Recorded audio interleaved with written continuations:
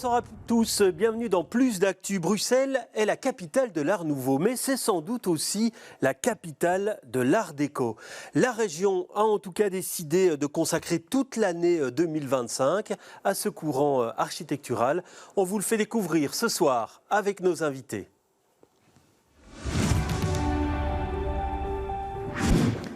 Voilà, des invités que je vais vous présenter tout de suite, en commençant par vous, Cécile Dubois. Bonsoir, vous êtes guide conférencière et auteur de plusieurs livres sur l'art déco. Et enfin, j'ai le plaisir d'accueillir aussi Cécile Méry. Bonsoir, deux Cécile, donc ce soir sur notre plateau.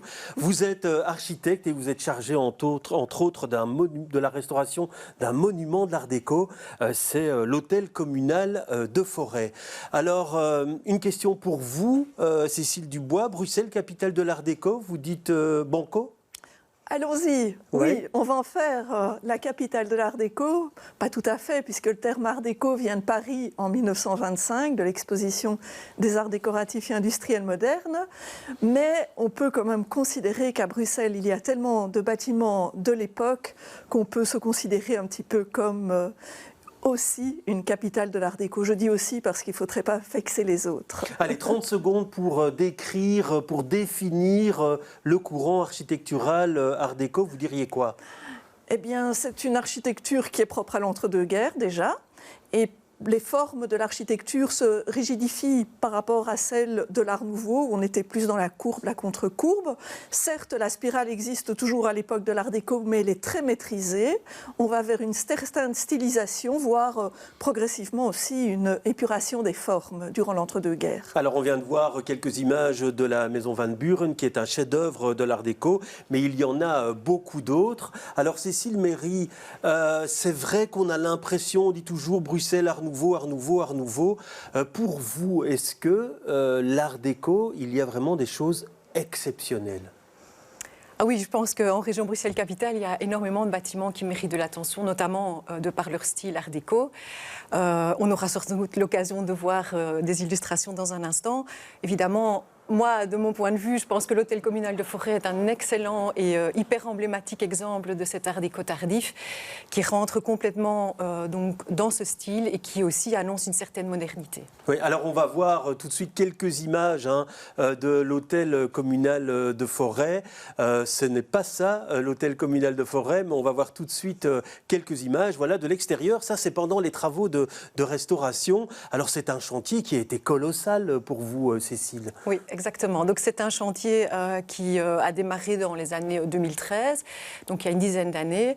On vient de terminer donc, les travaux de restauration, rénovation intérieure et où on a eu l'occasion notamment de pouvoir se familiariser encore de plus près avec toutes les caractéristiques de ce bâtiment et de ce style art déco. Oui, alors pour vous, là, on a vraiment quelque chose d'exceptionnel avec l'hôtel communal de Forêt ? Alors ça, moi, j'en suis profondément convaincue. Donc, c'est un bâtiment qui est effectivement donc, symbolise cet art déco tardif. Donc, pour rappel, Jean-Baptiste Dewigne démarre les plans en 1925, mais il va réaliser vraiment l'exécution des travaux à partir des années 30. Ça se terminera donc en 1938. Et il va vraiment proposer en fait un bâti qui est complètement abouti, qui va complètement aussi intégrer les caractéristiques art déco. Et quand je vous parlais de modernité, on retrouve notamment dans le choix de certains matériaux, dans l'organisation du plan, ou encore dans certains détails, on se rend compte, je pense notamment à l'intégration de certaines techniques, on se rend compte que c'est un bâti qui inscrit déjà le bâtiment dans une certaine modernité. Alors, on va continuer à voir des images de bâtiments art déco. Là, on voyait un bâtiment public qui incarne la puissance publique. C'est aussi beaucoup de choses différentes, finalement, l'architecture art déco. Il y a des maisons particulières, il y a des immeubles à appartements, on trouve un peu de tout. Oui, effectivement, en termes de programme, on a énormément de choses. De par le fait qu'aussi, au lendemain de la Première Guerre mondiale, il faut construire et reconstruire. Et puis, les communes de la Deuxième Couronne commencent à se développer. Donc, elles ont besoin d'équipements, d'écoles, d'hôtels communaux, de bâtiments publics autres. Et donc, on construit énormément des grands hôtels particuliers, mais également beaucoup de logements sociaux. C'est très important aussi, cette dimension sociale, puisqu'au lendemain de la Première Guerre mondiale est créée la Société nationale des habitations et logements à bon marché, qui va stimuler la construction de logements sociaux. Et on va commencer par toutes ces cités-jardins que nous possédons dans la deuxième couronne pour poursuivre alors par des bâtiments plutôt en hauteur, des petits immeubles à appartements. Oui, alors on va continuer à voir les images, mais il y a ce terme qui est peut-être péjoratif, c'est déco. Alors c'est ça qui fait qu'à un moment donné, ce courant architectural a été peu considéré. Oui, peut-être parce qu'on en avait assez de cette décoration qui parfois pouvait sembler lourde peut-être aux yeux de certains. Mais effectivement, au-delà de cette décoration, on a aussi, comme le disait Cécile, une grande modernité qui se développe. Les immeubles à appartements, par exemple, sont un parfait exemple de la modernité qui se développe durant l'entre-deux-guerres, cette nouvelle manière d'habiter. Et aujourd'hui, d'ailleurs, on s'accommode très bien d'un appartement des années 20 et 30. Oui, alors c'est comme ça, Cécile Méry, que vous expliquez que le peu de cas qu'on faisait à un certain moment de cette architecture, c'est ça qui explique le fait qu'on ait laissé que l'hôtel communal de Forêt était dans un si mauvais état quand vous avez entamé la restauration? Alors, je pense qu'effectivement, ici, ces dernières années, on a pu revaloriser ce type de patrimoine et notamment donc, au sein de la commune de Forêt et de la population forestoise, on a pu organiser des visites et attirer l'attention sur ce bâtiment en particulier.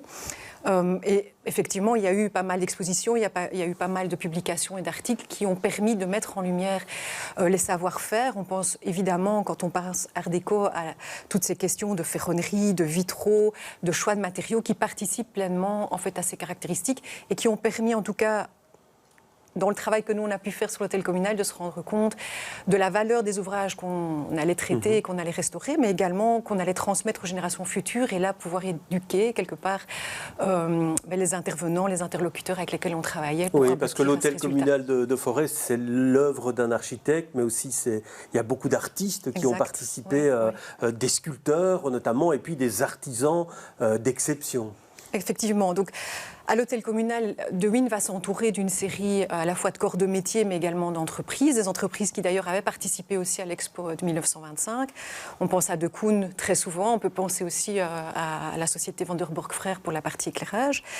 Et puis De Wiin va s'entourer, oui, d'une série d'artisans, que ce soit des sculpteurs, que ce soit des ferronniers, des personnes qui vont intégrer toutes les questions de ferronnerie. Et donc, il y a vraiment à ce niveau-là une œuvre totale qui est menée par le chef d'orchestre Jean-Baptiste De Wiin, mais qui assure donc cette cohérence du bâtiment. Oui. Alors on va continuer à découvrir des images, parce que vous connaissez quasiment tous les immeubles art déco de la région bruxelloise. Alors c'est vrai qu'il y a beaucoup de bâtiments modestes aussi, des maisons particulières. Qu'est-ce qui vous frappe le plus, vous, quand vous voyez cette architecture? C'est sa diversité aussi, finalement. Oui, son extrême diversité, donc aussi ses influences diverses. Donc,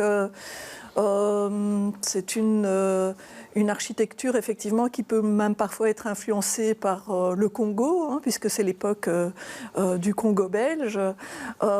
C'est une architecture, effectivement, qui est parfois colorée aussi, très mélangée. Il y a beaucoup, effectivement, de programmes et on ne s'ennuie jamais en découvrant l'art déco.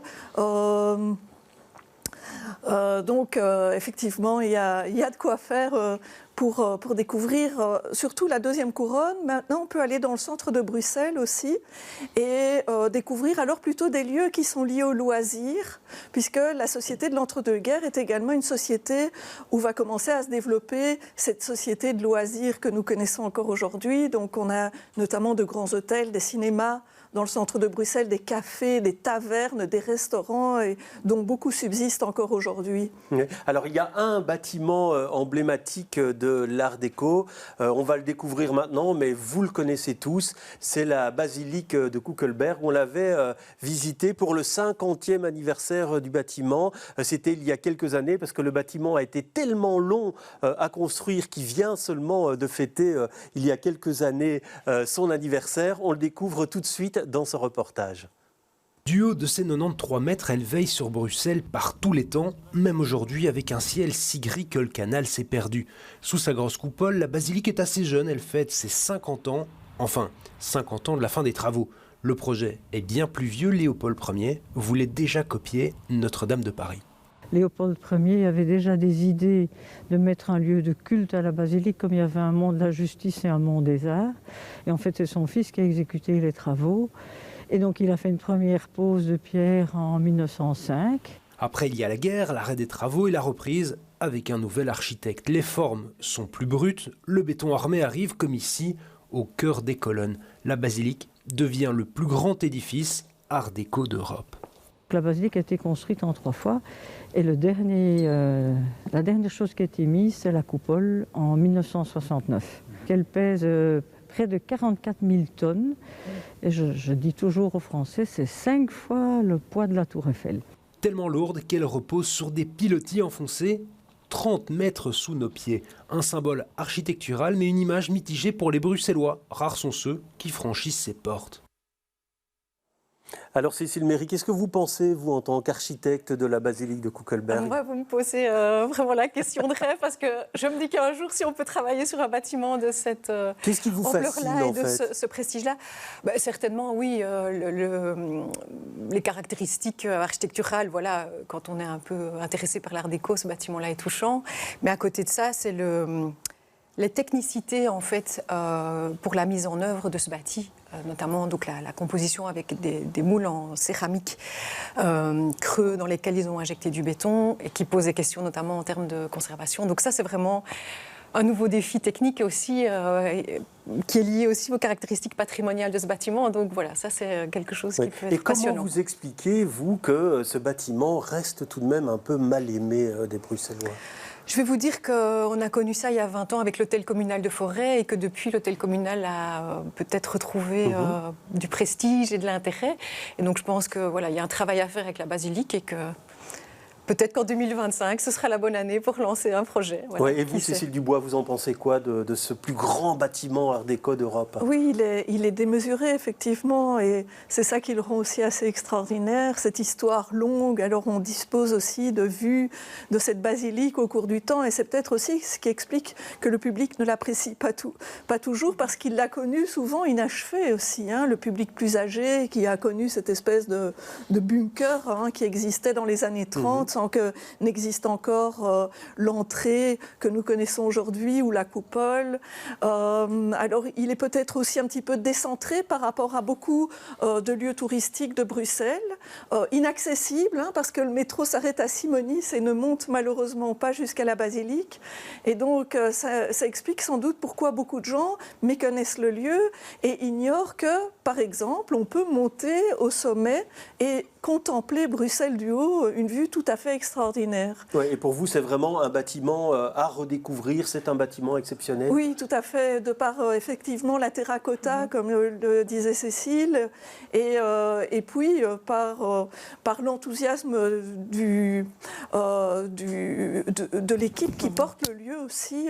Je pense que le public bruxellois gagnerait beaucoup à aller visiter la basilique un dimanche, ces dimensions tout à fait extraordinaires. C'est ce qui rend sans doute le projet si compliqué, c'est que ça multiplie tout par 10 en termes de coûts. Hein.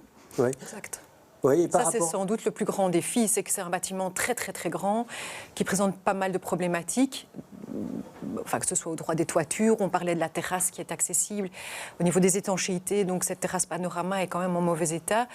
Tout ce qui est terre cuite, il y a quand même des problèmes de stabilité, des désordres, et donc à un moment, il va falloir s'attaquer quand même aux priorités, sachant que effectivement l'équipe qui était en place a déjà lancé pas mal de campagnes de travaux, que ça représente des coûts. Et donc c'est toujours les mêmes enjeux, c'est savoir comment on valorise et on préserve ces patrimoines, tout en essayant de répondre à des enjeux actuels de modernité. Pour vous, c'est un bâtiment aujourd'hui auquel il faudrait s'intéresser en termes de restauration. Aujourd'hui, il est arrivé à un moment où il a besoin de travaux? En tout cas, pour avoir rencontré Madame Motteux également lors d'une visite, clairement, il y a des interventions qui mériteraient d'être entreprises pour assurer la pérennité du bâti. Oui. Ouais. Alors Cécile Dubois, ça fait plusieurs années déjà que vous œuvrez à la reconnaissance de la qualité de ce patrimoine en région bruxelloise. Vous diriez quoi aujourd'hui? Que ça y est, c'est acquis, le patrimoine art déco a sa place ici en région bruxelloise? Rien n'est jamais acquis, on peut le dire pour l'Art Nouveau aussi, parce qu'on voit encore chaque jour des bâtiments qui sont menacés, quelle que soit leur époque de construction. Donc effectivement, il faut rester prudent. Mais je pense qu'effectivement, le public a de plus en plus conscience de ce qu'est l'art déco. Je pense qu'il faut encore beaucoup expliquer au public les différences entre l'art nouveau et l'art déco. Ce n'est pas toujours très bien acquis, d'autant plus que les termes ne précisent pas exactement de quoi il s'agit et de quelle période, à quelle période on se réfère. Et donc, il y a encore du travail à faire, comme il y a du travail à faire pour les périodes qui ont suivi. Mais il y a en tout cas un intérêt de la part du public pour cette architecture. Et 2025, je pense, sera une occasion pour encore porter plus loin cet intérêt général. Oui, et vous avez l'impression aujourd'hui que, par exemple, pour l'hôtel communal de Forêt, sa restauration participe grandement à sa reconnaissance aujourd'hui ? En tout cas, je l'espère, oui. Et je pense qu'avec les retours qu'on a, il y a effectivement, grâce à l'hôtel communal, un coup de projecteur sur ce bâtiment-là qui permet, voilà, en tout cas aux Forestois, mais même au-delà de ça, aux passionnés d'architecture et de patrimoine, de pouvoir se réapproprier ce lieu-là et l'apprivoiser encore mieux. Oui. Alors il y a un autre bâtiment emblématique art déco, c'est l'hôtel en pin, la villa en pin, avenue Franklin Roosevelt. Alors c'est un bâtiment qui a vécu pas mal de vicissitudes puisqu'il a été, juste avant sa restauration, il était dans un état lamentable. C'est plus le cas aujourd'hui, il attire des milliers de visiteurs chaque année. Et il y a 2 ans, il y avait une exposition consacrée à son architecte Michel Pollack. Je vous propose tout de suite de redécouvrir le reportage que l'on avait fait à l'époque. C'est son chef-d'œuvre. Michel Pollack a mis tout son talent et son savoir-faire dans la conception de la villa en pin. Pur trésor art déco construit au début des années 30. Même les plans présentés dans l'exposition sont de vrais joyaux. Elle a été édifiée pour le baron Louis Ampin, qui lui a donné quasiment carte blanche. Et il a demandé une maison imposante sur l'avenue des Nations, qui était une des plus belles avenues de l'époque. Et Louis Ampin lui a donc donné des moyens considérables. Mais on lui doit aussi le Résidence Palace, bâti entre 1922 et 1927. Un complexe novateur à plus d'un titre. Sa construction fut un défi. 160 appartements grand luxe où l'on cultivait un certain art de vivre et destiné à la clientèle huppée de l'époque. On se retrouve en fait dans un immeuble qui offre une piscine, un service de domestique mutualisé, des jardiniers, un barbier, tous les commerces dans une rue intérieure du complexe. Et donc en fait on peut naître, vivre et mourir à l'intérieur du Résidence Palace sans jamais le quitter. Mais l'immeuble ne connaît pas le succès escompté et la crise économique de la fin des années 20 sonne le glas de cette utopie urbaine. Mais cela n'entame pas la carrière de Michel Pollack. C'est lui qui signe les plans de l'hôtel Plaza et sa salle de cinéma de 1300 places, ceux de l'Institut Eastman au Parc Léopold également. Dans chacune de ses réalisations, il cultive le soin du détail et en homme de son temps, intègre les dernières technologies. Michel Pollack va intégrer tous ces éléments techniques dans cette architecture tout en l'invisibilisant. On ne voit nulle part les gaines techniques alors que c'est extrêmement poussé. On a des systèmes de ventilation très techniques, on a des systèmes d'isolation sonore. C'est quelque chose d'assez nouveau pour l'époque. Il reste peu d'archives de l'œuvre de Michel Pollack. L'exposition permet de découvrir certains documents rares et la carrière d'un homme qui a marqué Bruxelles de son empreinte. Voilà, et la Villa en pin qui consacre actuellement une autre exposition à l'art déco. Cécile Méry, Michel Pollack, Jean-Baptiste de Wind, c'est les plus grands noms pour vous de l'architecture art déco ? Oh, je pense qu'on ne peut pas limiter à 2 noms. Il y en a bien d'autres, mais effectivement, je pense que Michel Pollack est peut-être un peu plus reconnu que De Wind. Il n'y a par exemple pas de monographie sur De Wind, et donc c'est sans doute l'occasion aussi, en 2025, de lancer des initiatives pour permettre de valoriser cet architecte. Mais je pense qu'il y a d'autres architectes art déco. Oui, c'est vrai qu'il y a des grands noms, et puis il y a toute une pléiade d'architectes qui ont œuvré à l'art déco. Effectivement, quand je pense aux grands noms, je pense aussi à Antoine Courtens, qui a construit le Palais de la Folle Chanson. Mais alors, on a effectivement effectivement une pléthore d'architectes moins connus ou même de sociétés de construction, parce qu'il y avait des sociétés comme Etrimo, à partir des années 35, qui construisent des immeubles à appartements. Et moi, j'ai une prédilection particulière. Avant qu'ils fassent les grands ensembles qu'on connaît. Pour un architecte qui s'appelle Louis Thénard et qui disait lui-même avoir construit 1635 maisons. On les cherche toujours, mais effectivement, on en a au moins 200 à notre inventaire. Oui. Alors, Cécile Méry, on parlait d'un patrimoine en danger, on parle aussi d'un patrimoine fragile. On peut dire, par exemple, aujourd'hui que la piscine du Résidence Palace, elle est plus accessible et elle a besoin d'une restauration. Selon vous, dans les entreprises de restauration, est-ce que, comme il y a beaucoup d'éléments de décoration en façade, est-ce que c'est un patrimoine fragile ? Alors, c'est un patrimoine qui nécessite en tout cas des compétences. Et ça signifie de pouvoir appliquer une méthode pour pouvoir traiter ces ouvrages en connaissance de cause et proposer des interventions les plus adéquates. Moi, il me semble en tout cas qu'avec les expériences et les retours qu'on a d'autres chantiers, ça peut justement faciliter le travail d'autres corps de métier, d'autres artisans qui interviennent et qui a vraiment cette nécessité d'échanger. Parce qu'il y avait quand même des techniques qui étaient assez fréquentes à l'époque et on peut, au travers notamment de certains chantiers, pouvoir utiliser ces connaissances pour pouvoir permettre à ces autres bâtis d'en profiter. Oui, parce qu'on parle beaucoup de rénovation énergétique.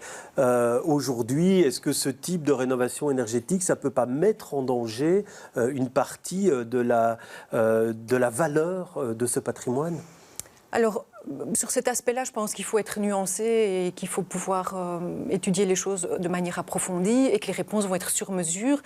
Je vais reprendre le cas de l'hôtel communal de Forêt où effectivement on est avec des châssis métalliques qui est équipés de simples vitrages, où il y avait quand même une demande d'améliorer le confort des occupants.